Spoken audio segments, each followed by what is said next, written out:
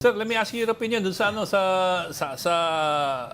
progress or lack of progress doon sa impeachment complaints versus VP Sara Duterte. Kasi we talked to, I think it was Benny Abante, di ba?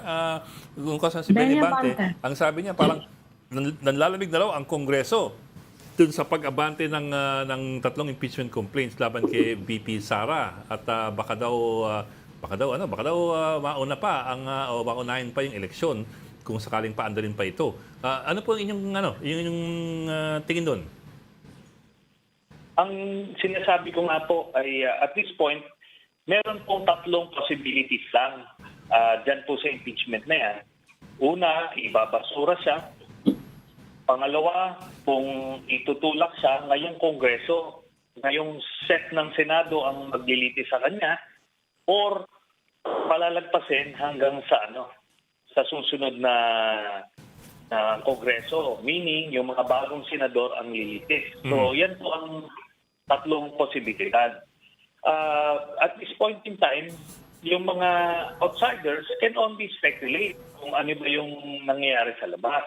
Pero ang isipin po natin ay meron pong mga internal communications yan na hindi natin necessarily makikita dito from the outside. So, kailangan na lang talaga dito it's a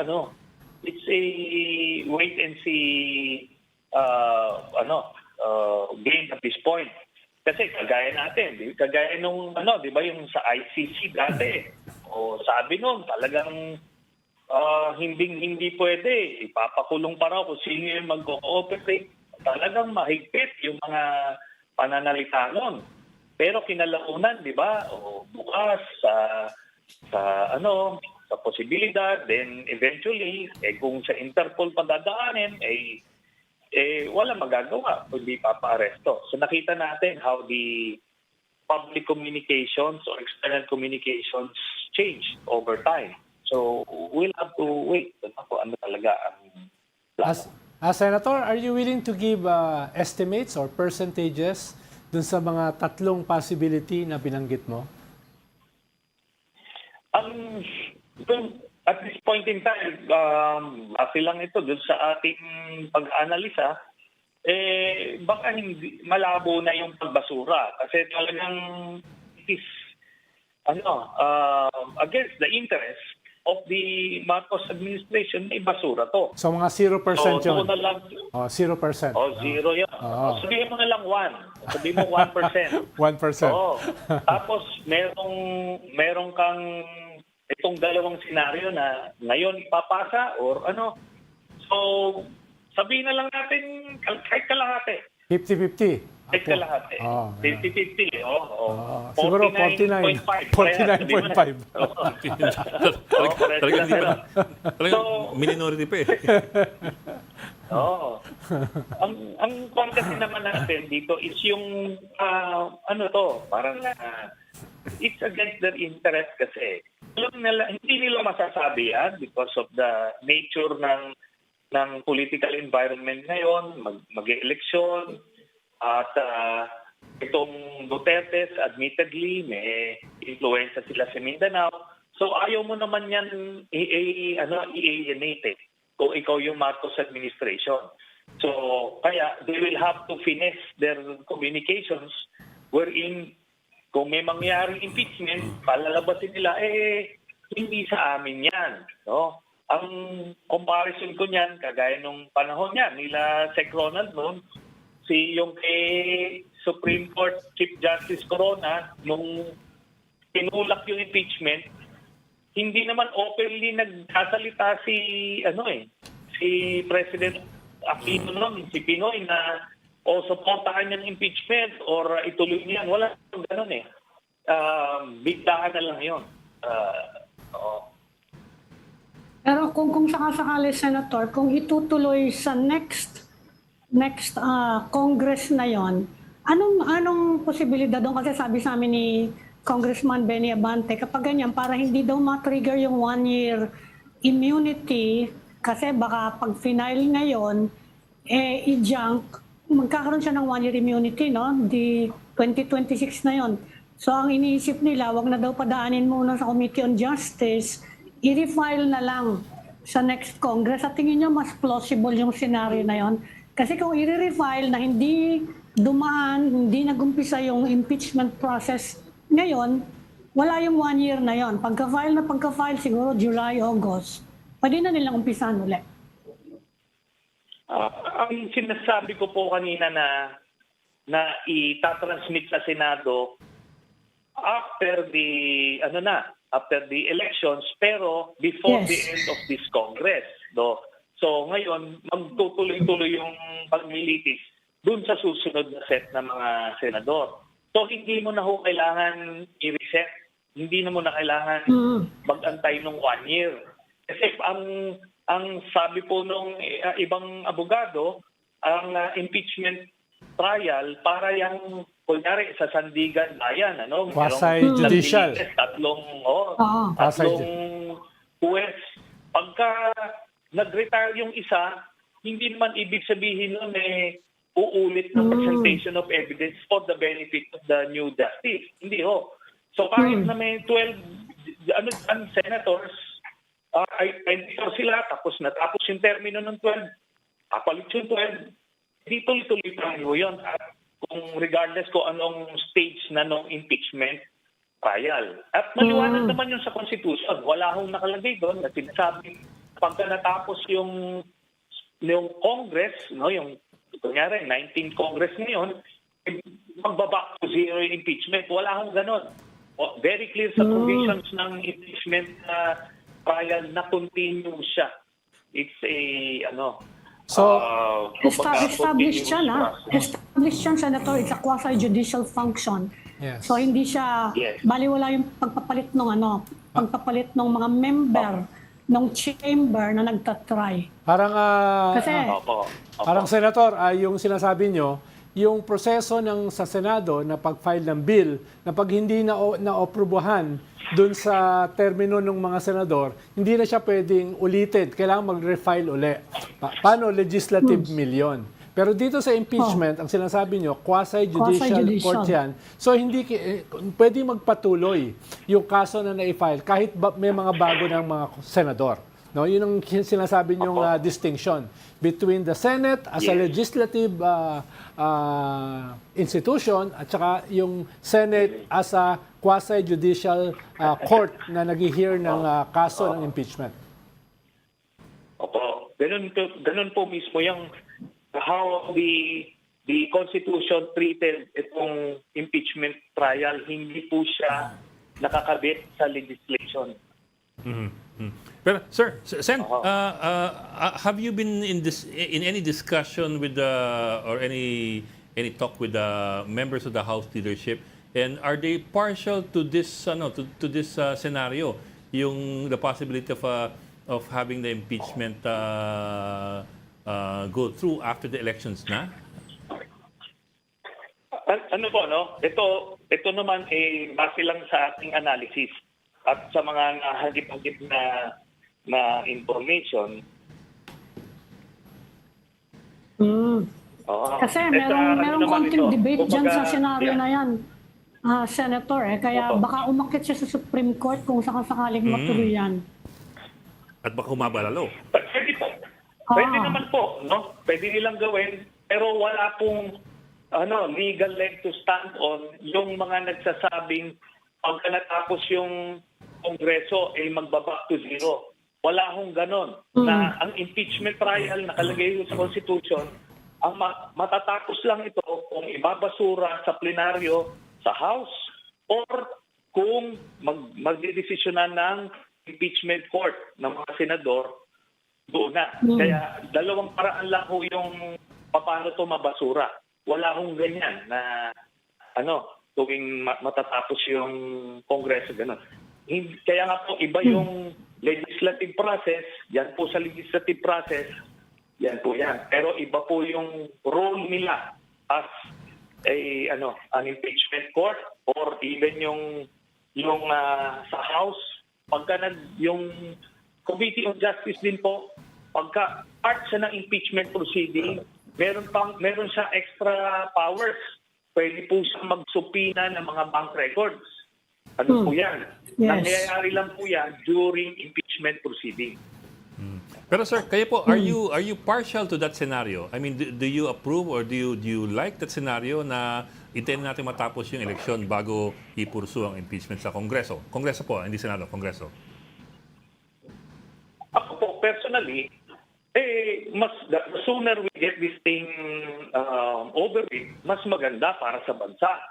Pero naiintindihan ko rin yung mga political players involved dito kasi may mga factors at play. Siyempre, mas primary consideration nila yung manalo sila sa eleksyon. Yung iba naman, anong impact nitong Iglesia ni Cristo sa sa magiging boto nila. Kumbaga, marami, no? Tapos itong boto sa Mindanao, ang factor din yan, naiintindihan ko po yan. Kaya kung medyo risk taker ka, pwede mo nang gawin ito. Pero kung medyo risk averse ka, palipasin mo na yung election. So, ang sa akin, bottom line lang kailangan matanggal sa pwesto si Vice President Sara Duterte kasi talagang very, very dangerous po siya sa ating bansa at demokrasya. So, Senator, sang-ayon kayo doon sa 49.5% before election, pero naunawaan nyo yung other 49.5% na after election. No? May ganun kayong Yes. parting yan. Oo. On a different Kasi note, may mathematical considerations po yun Oo. Mas marami silang makukuhang boto for acquittal kung before elections. Pero kung sa July, mas kukunti na lang yung for acquittal. That's the calculation, but yun po. on a different Senator, note, wala ba kayong concern kung sinong papalit kay Vice President kung sakasakaling matanggal siya? Wala ba kayong agam-agam kung sino yung mapipili ni President Marcos nakapalit? Meron po tayo mga naririnig, no? Pero ano po yan that's going to be the next, that's a good problem to have for President Marcos. Pero first things first, kailangan muna nilang secure yung 16 conviction votes. on a different note, Senator, nabanggit nyo kanina yung sige. Iglesia ni Cristo. Tingin nyo ba yung naging rally ng Iglesia ni Cristo ay very significant, very compelling para maapektuhan itong for or against impeachment? Ang nakikita ko dito, historically, yung panahon ni Pinoy, Harap. nangampanya vigorously itong Iglesia ni Cristo against the impeachment of Chief Justice Corona. Pero the President went ahead just the same. Yan. Pero ito ngayon kasi ibang usapan, Vice President ito, tapos may election period. Understandably, meron mga congressman na may mga kalaban na nakikita nila critical yung boto ng Iglesia ni Cristo. Pero sabi ko nga, it is part of the democratic space. Remember, nung panahon din ni President Aquino noon, meron yung Catholic Church naman noon, nag-flex doon, yung against ng reproductive health bill. Tapos nag-kuhan sila yung team patay, team buhay. Yeah. So, nag-flex sila. This is the way of different sectors to influence public policy. So part yan ng buong policy environment. So yung mga stakeholders nag-reflect. Ngayon yung Presidente and the House leaders, titignan nila kung ano ba generally. Now what's going for the pro-impeachment lobby is yung survey na mas malaki o mas marami yung pro-impeachment. So while yung iba na-impress dito sa show of force, pero teka, yung ano ba yung sentimiento nationally? Mas marami yung pabor sa impeachment. Yun po ang doon. Mas maimbang po yun. Senator, cambio lang akong konti. May balita po ba kayo sa ICC? Ano na yung latest? We were expecting arrest warrants late last year until late last year Pero medyo bumagal yata yung proseso. Ano po yung nangyayari kung may balita kayo? Ano naman po, base po sa nahagip natin na informasyon ay wala naman pong nagiging delay. Talagang ano lang yung judicious lang yung kanilang proseso. Kaya pero when it comes, and I don't think medyo matagal na yung antay natin, it would be a game changer dito. Lalo na kung mangyari lahat yan before the elections, pati sa Davao, maging game changer yan. Mawala sa kanila yung Davao, manalo yung mga Nograles, and it will also weaken the whole Duterte. Kasi ngayon hindi pa kinoconfront ng Philippine electorate. The general public, medyo passive pa sila, ambivalent pa sila about the issues. Pero once lumabas na yung warrant, lalong napag-uusapan yan na ito pala ang krimen ng mga Duterte, na hindi lang ito politika ng mga local politicians na gumagalaw. Kundi iba na ito, international body ito eh. Meron gagalaw yan pagka meron ebidensya ng mga abuso ng kapangyarihan. So, it will now convince more people to turn their backs on the Duterte.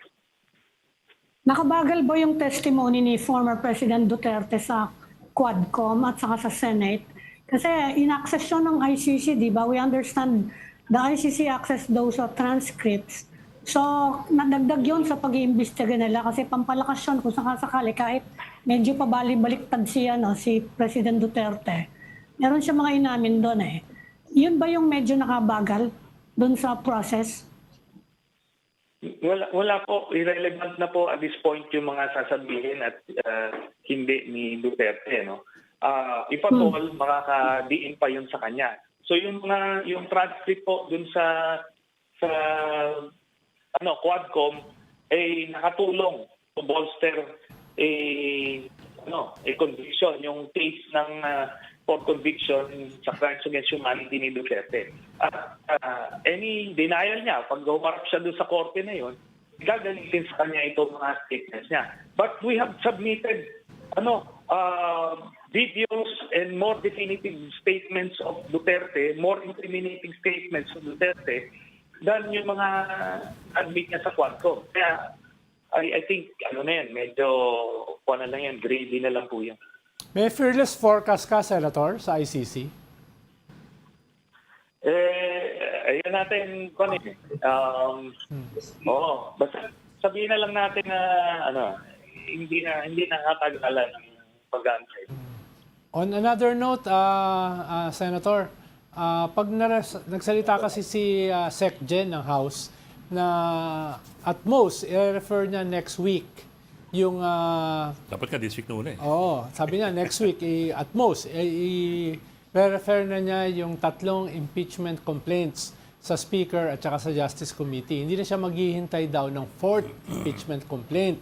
So, pag yan ay nangyari, lalagay yung nababanggit kasi, halimbawa doon sa mga hearing, na yan ay mag-o-open ng Pandora's box sa lifting ng bank secrecy laws, no? Kaya pwede na mag-apply sa AMLA na buksan yung accounts nung may impeach, 'di ba? At yung mga related sa kanya in the case of impeachment. Paano ba yan? Kayo ba yung magfa-file niyan sa AMLA or yung Congress or yung mga complainants? Paano ba magiging proseso niyan? Na-mention po nung ni Sec Gen ng House na next week, obligado na siyang i-submit yun. Kasi meron po kasing 10 session days na limit na mahawak nila before it gets referred to a committee.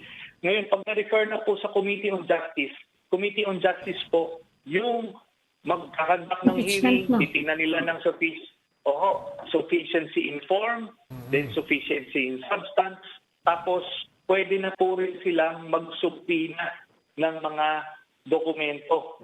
Kasi tatanungin nila yung complainants sasabihin, ito yung mga bank accounts nito, ito yung nakalagay. Ngayon, to validate that, kukuha sila sa AMLAC. Ito na, official na.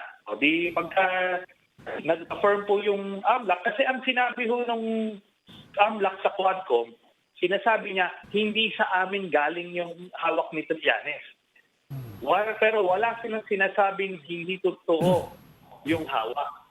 So those are two different things. At sinabi nila, hindi sa amin galing yan. Well, wala naman akong claim na galing sa kanila, but the contents are true. So, yun ang magkakaalaman. Yun po yun. Okay. Okay, maraming salamat. Former Senator Antonio Trillanes, thank you for joining us this afternoon.